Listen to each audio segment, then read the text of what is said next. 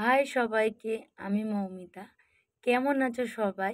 আশা করি ভালো আছো আর আমিও অনেক অনেক ভালো আছি। আমি কোথায় যাচ্ছি অবশ্যই তোমাদের সাথে শেয়ার করব। তো তার আগে কি করতে হবে? ভিডিওটা স্কিপ না করে পুরো ভিডিওটা দেখতে হবে। আমি ঘুরতে অনেক ভালোবাসি। যখন কোনো টাইম পাই তখনই সঙ্গে সঙ্গে চলে যাই সেখানটাতে। কেউ যদি বলে ওখানটাতে ঘুরতে যাবি, তখনই চলে যাই তার সাথে। কারণ ঘুরতে আমি এতটাই ভালোবাসি। আর যদি শুনি নদীপথে কোথাও যেতে হবে, এই জিনিসটাকে আমি একদম মিস করি না। এটাতে আমি মাস্ট যাবই। কারণ আমার নদীপথ যেতে খুব ভালো লাগে। আর তোমাদের সাথে তো আগেই আমি শেয়ার করেছি যে আমার যখন কোনো কষ্ট হয়, দুঃখ হয় তখনই নদীর সামনে এসে শেয়ার করি। আর নদীর উপর দিয়ে কোথায় যাব সেটা না করে দেবো সেটা তো কখনো হয় না। আজকে এমন একটা জায়গায় যাচ্ছি, তোমরা দেখলে অবাক হয়ে যাবে। সেটা আমি এখন বলবো না, তোমাদেরকে পুরো ভিডিওটা দেখলে তোমরা তবেই বুঝবে যে আমি কোথায় এসেছি। কেউ যদি বলে কোথাও ঘুরতে যাবি, তখন আমি এক পায়ে খাড়া। কারণ আমি ঘুরতে অনেক ভালোবাসি। আচ্ছা বলো তো, তোমরাও কি আমার মতো ঘুরতে ভালোবাসো? অবশ্যই কিন্তু কমেন্ট সেকশনে জানিও। মাঝ নদী দিয়ে যখন যাচ্ছি ভ্যাসালের উপর দিয়ে, এত ব্যাপক লাগছে তোমাদেরকে কি বলবো। যেন মনে হচ্ছে এখানটাতে দাঁড়িয়ে আধা ঘন্টা আমি কাটিয়ে যাই, কিন্তু কিছু করার নেই। জাহাজটাকে সামনে থেকে দেখছি, আরও ভাবছি যেন আরও কাছে গেলে ভালো হয়। এত ব্যাপক লাগছে। দূর থেকে কোনো জিনিস দেখা আর কাছে গিয়ে দেখা দুটো কিন্তু সম্পূর্ণ আলাদা। এতদিন আমি দূর থেকে দেখেছি, বাট আজকে আমি মাঝ নদীতে দাঁড়িয়ে সামনাসামনি জাহাজটাকে দেখছি। এত ভালো লাগছে কল্পনা করা যায় না। আর সামনে তো মানে নদীটা এমন হচ্ছে, সামনেটা যেখানটাতে দাঁড়িয়ে রয়েছি জানলার ধারে, আমি তো গিয়ে জানলার ধারে দাঁড়িয়েছি বাট বসিনি, বলি জানলার ধারে দাঁড়িয়ে দাঁড়িয়ে যাব। তো জানলার ধার থেকে নদীটা এমন হচ্ছে, মানে জলগুলো উঠে উঠে আসছে, আমি তো শুধু হাত বাড়িয়ে বাড়িয়ে জাস্ট একটু হাত দিচ্ছি নদীতে। এত ব্যাপক লাগছে তোমাদেরকে কি বলবো। তো তোমরা এখনো যারা যাওনি এই রকম ভাবে মাঝ নদীতে কোথাও, তোমরা কিন্তু অবশ্যই ঘুরে আসবে। আর আমি কোথায় যাচ্ছি বলো? আমি যাচ্ছি মেদিনীপুরে। একটা ঠাকুরের মন্দির সন্ধান পেয়েছি, বলছে ওটা নাকি খুব ব্যাপক মন্দির, খুব জাগ্রত মন্দির।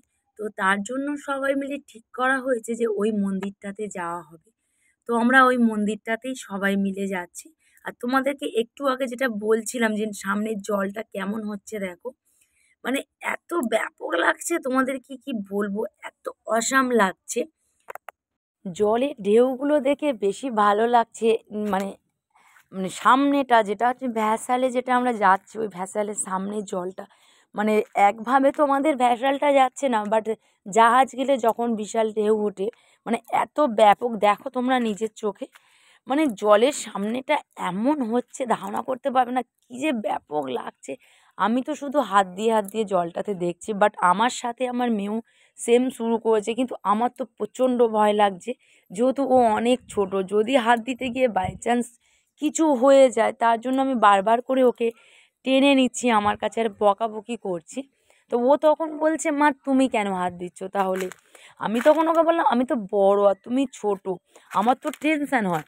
তা ও আমাকে বুদ্ধি দিল যে তুমি আমার হাতটা ধরে থাকো, আমি অন্তত একটু হলেও হাত দিই।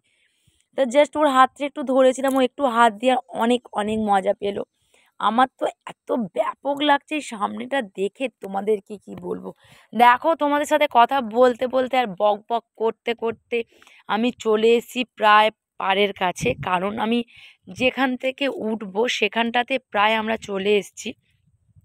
আর এই একটা নৌকা দেখো, এটা হচ্ছে মাঝ নদীতে যাচ্ছে মাছ ধরার জন্য।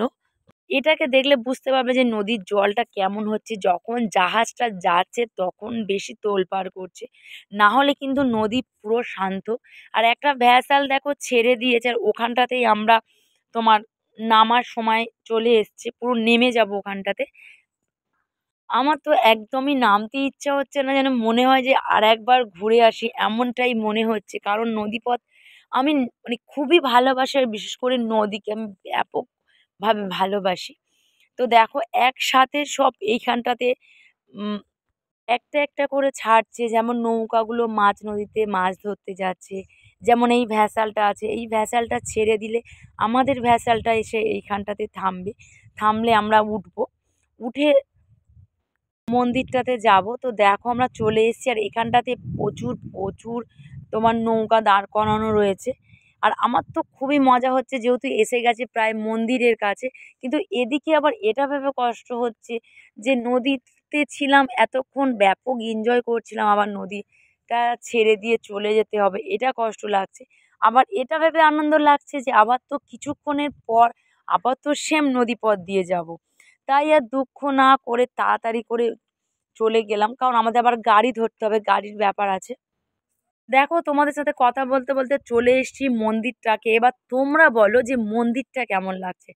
এতক্ষণ তো আমি বলে এসেছি, ভাবছো কি বলেছি, ভুল বলেছি না ঠিক বলেছি, তাই তোমরা দেখো মন্দিরটা কেমন।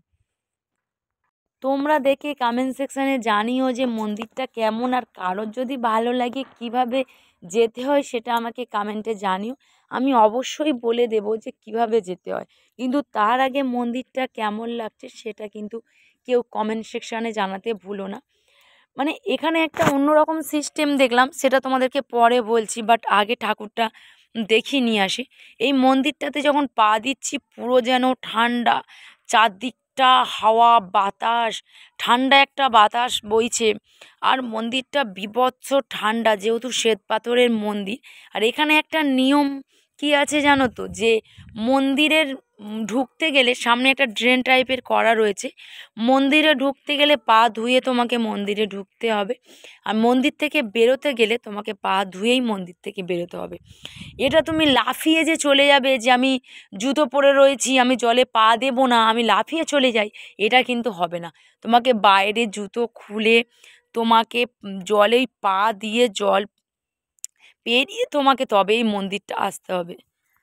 দিকের পরিবেশটা এত ভালো, মানে একটা বিশাল এলাকা জুড়ে একটা মন্দির।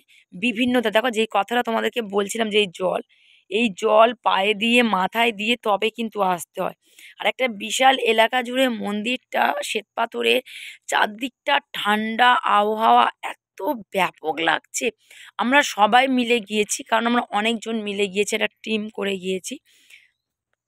যে কোনো জায়গাতে সবাই মিলে গেলেই ভালো লাগে। দেখো যে জলটার কথা বলছিলাম, পা ধুয়ে যেতে হবে, পা ধুয়ে আসতে হবে। কেমন লাগছো অবশ্যই কিন্তু কমেন্ট সেকশনে জানিও।